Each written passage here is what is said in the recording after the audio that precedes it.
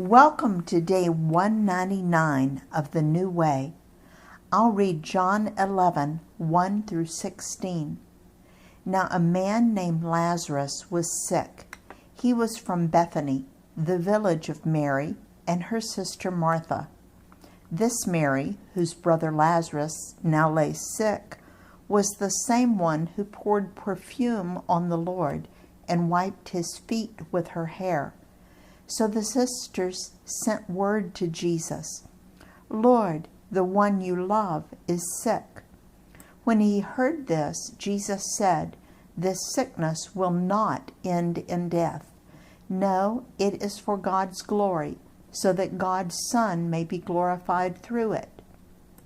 Now Jesus loved Martha and her sister and Lazarus. And when he heard that Lazarus was sick, he stayed where he was 2 more days. And then he said to his disciples, "Let us go back to Judea."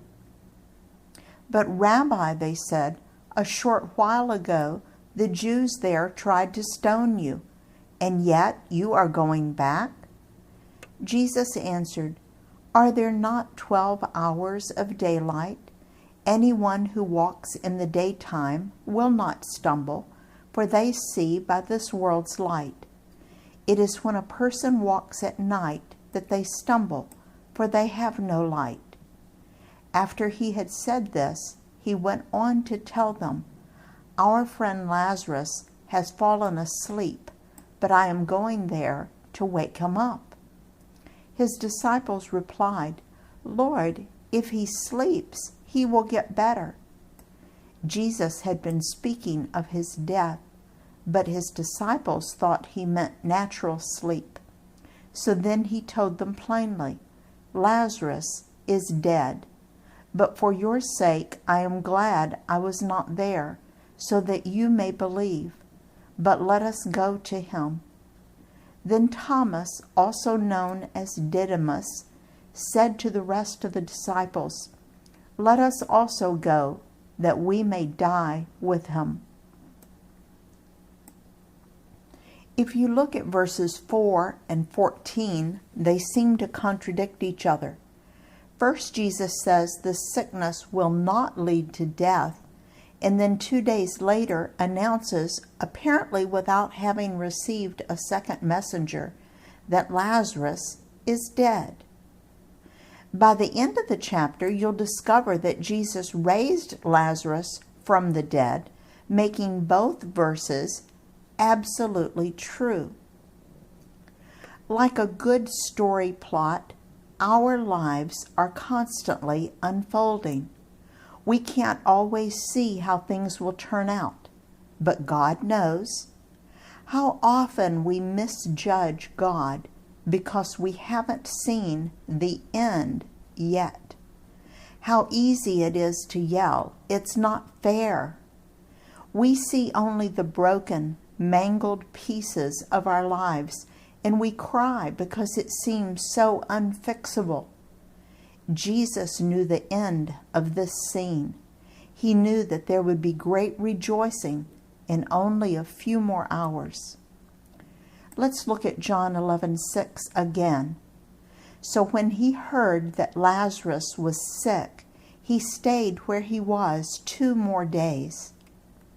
Is that what you would expect from Jesus if you sent him an urgent message? How about when we pray an urgent prayer? I have met so many people who have decided to not follow Jesus because they prayed for something specific, and God didn't do what they wanted when they wanted it. That's very sad. When you pray, you should watch to see what happens. What happens next is generally God's answer. It may not be what you asked for, but it is an answer. When we place our request before God, we need to recognize that they are simply that, a request. God is not our slave that must obey our bidding. He says we can simply ask in faith and He will respond. But we need to understand that He always responds with what is absolutely best for all involved. And we are not wise enough to understand His response all the time. Lazarus was sick. His sisters thought they knew what Jesus should do. But He did something different. Do you think it was hard for them to trust Him? I'm sure it was. Let's see what happened. I'll read John 11:17 through 32. On His arrival, Jesus found that Lazarus had already been in the tomb for 4 days. Now Bethany was less than 2 miles from Jerusalem, and many Jews had come to Martha and Mary to comfort them in the loss of their brother. When Martha heard that Jesus was coming, she went out to meet Him, but Mary stayed at home. "Lord," Martha said to Jesus, "if you had been here, my brother would not have died. But I know that even now God will give you whatever you ask." Jesus said to her, "Your brother will rise again." Martha answered, "I know he will rise again in the resurrection at the last day." Jesus said to her, "I am the resurrection and the life. The one who believes in me will live, even though they die. And whoever lives by believing in me will never die. Do you believe this?" "Yes, Lord," she replied. "I believe that you are the Messiah, the Son of God, who is come into the world." After she had said this, she went back and called her sister Mary aside. "The teacher is here," she said, "and is asking for you." When Mary heard this, she got up quickly and went to Him. Now Jesus had not yet entered the village, but was still at the place where Martha had met Him. When the Jews who had been with Mary in the house comforting her noticed how quickly she got up and went out, they followed her, supposing she was going to the tomb to mourn there. When Mary reached the place where Jesus was and saw Him, she fell at His feet and said, "Lord, if you had been here, my brother would not have died." Both sisters had a strong faith in Jesus.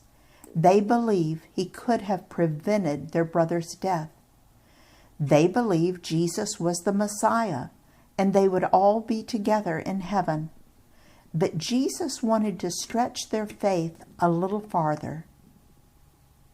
I've told you before that God surprised us by allowing our house to burn down when we were praying for help with our finances. Here's just one example of His provision during that time. There was a woman whose husband had recently died, and she gave all his things to David. Now this man had been a very wealthy Jewish businessman.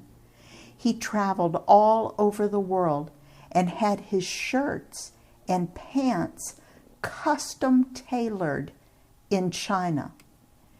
Yet, when David tried them on, they fit him perfectly. Exact size, exact sleeve length, exact pants length. We didn't have to alter anything. But we did have to give quite a few things away because we didn't need 75 dress shirts, 12 London Fog overcoats, or 15 three-piece suits.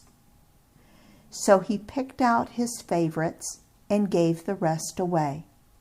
Not only did God send the essential clothing, but He also included belts, ties, handkerchiefs, and cufflinks, etc. God is so generous. God is so good.